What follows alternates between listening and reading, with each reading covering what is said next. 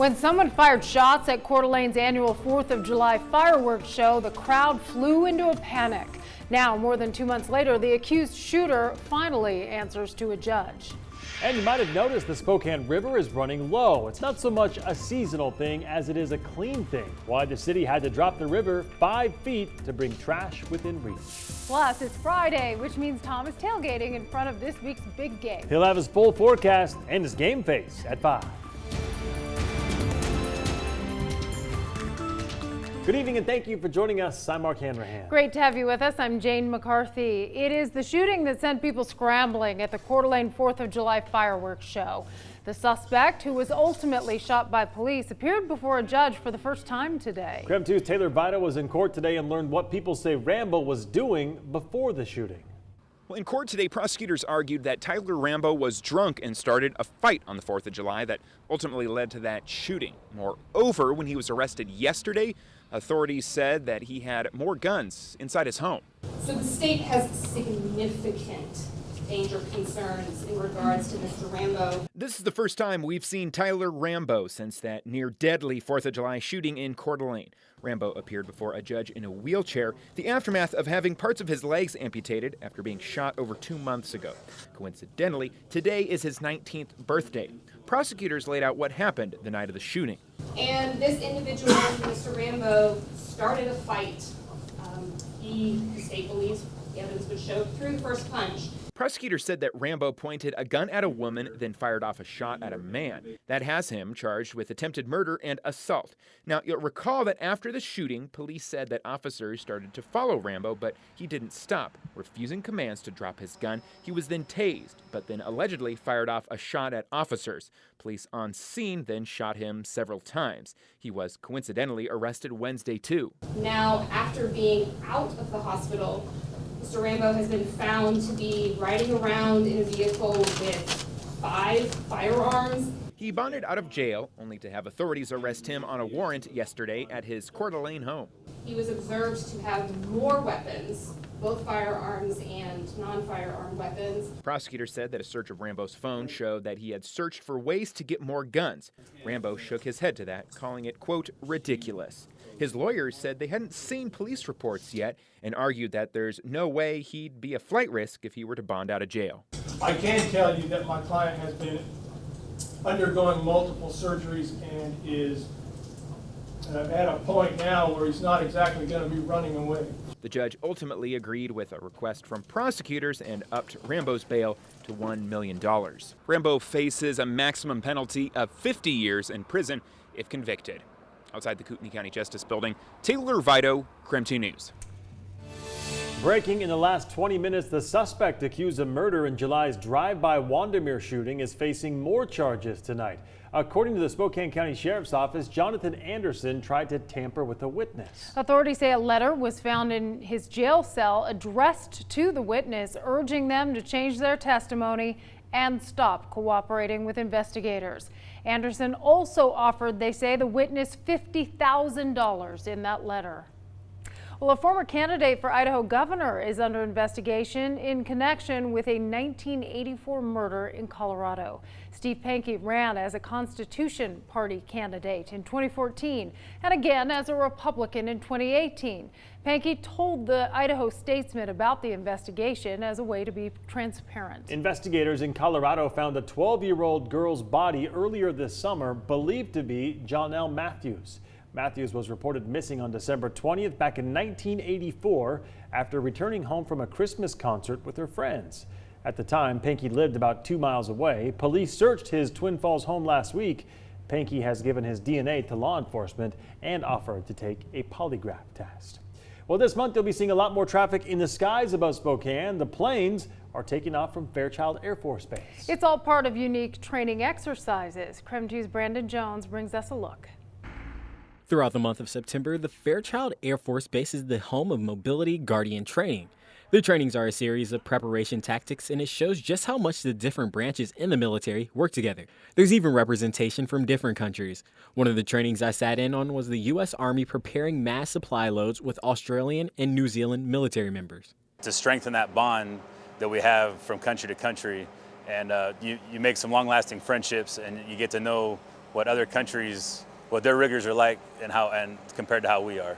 The forces rig together supplies like food, water, and other basic needs and things like ammunition. Once they have it rigged, the Air Force will begin practicing airdrop exercises, kicking the cargo out of the plane.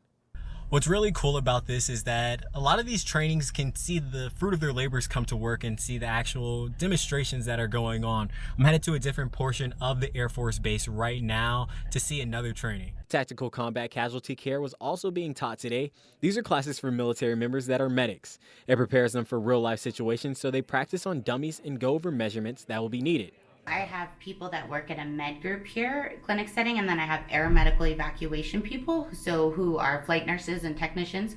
I also have doctors in the class. Over 250 people are taking part in this course, and 4,000 people are expected to participate in the trainings throughout the month. From the Fairchild Air Force Base, I'm Brandon Jones, KREM 2 News.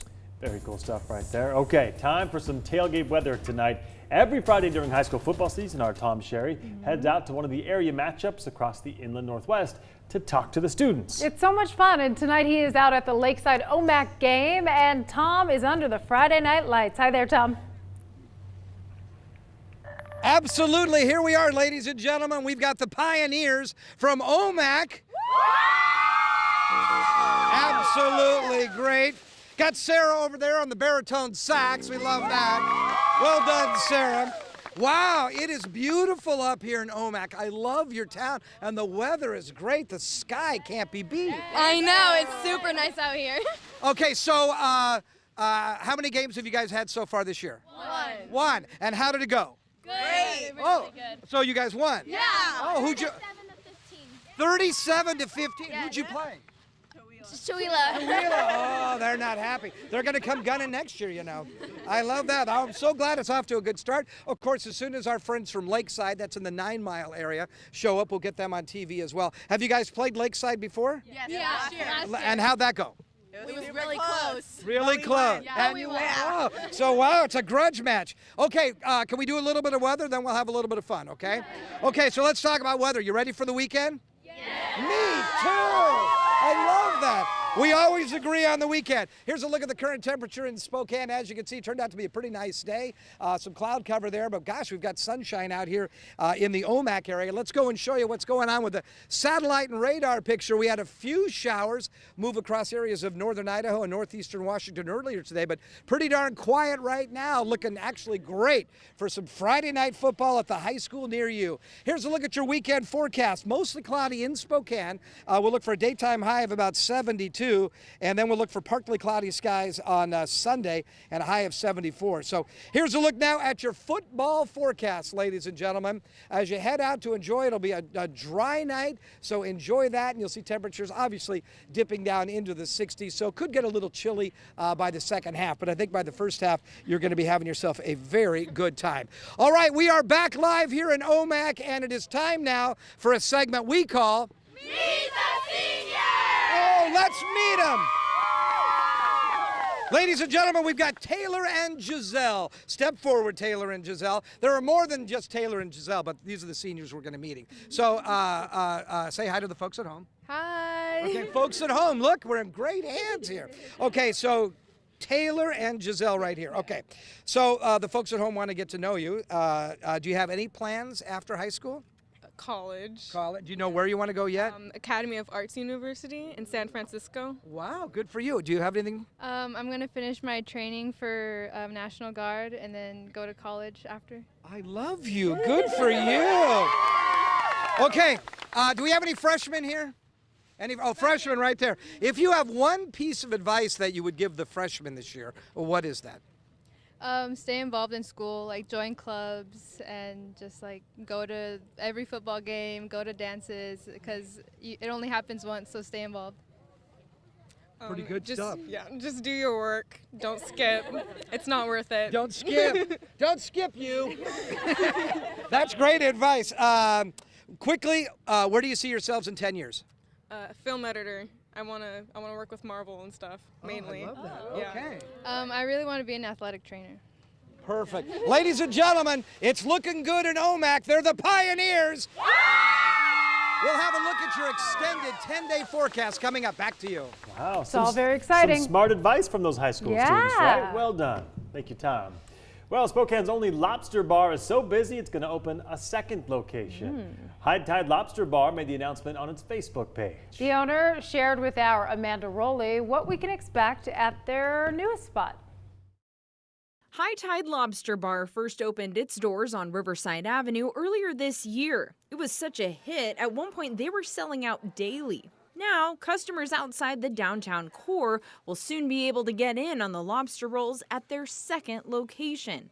High Tide announced on its Facebook page late this fall they'll be opening doors at the Wonder Building. So there was kind of an outpouring of asking, hey, will you expand this anywhere? Are you going to have more hours? And our quickest answer was yeah. Business hours for this new spot are not yet finalized, but owner Chad White says they plan to extend them during the week and possibly into the weekend. White says their new location will have more seating and the option of rolling open side garage doors. Looking further down the road, White says they don't plan on stopping at the Wonder Building. He hopes to eventually open even more locations, potentially in Liberty Lake and Coeur d'Alene.